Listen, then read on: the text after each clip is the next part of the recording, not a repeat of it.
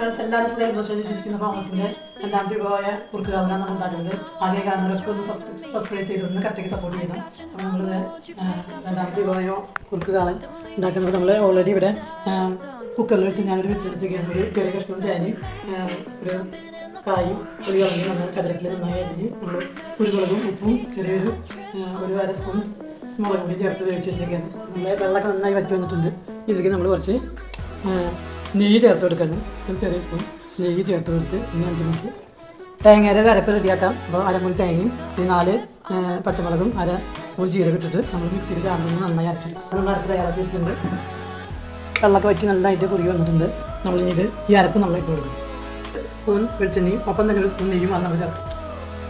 ഏറ്റവും അവസാനം ഒരു കപ്പ് തൈര് നമ്മൾ മിക്സിയിൽ ചാർന്ന് കറക്കി വെച്ച് നെയ്യിൽ ഒരു സ്പൂൺ നെയ്യും ഒരു സ്പൂൺ വെളിച്ചെണ്ണയും ചേർത്തിട്ട് കടുകും മട്ടൻ മുളകും ഇട്ടിട്ട് പുളി വിട്ടിട്ട് നമ്മൾ താളിപ്പ് ചേർത്ത് കൊടുക്കും.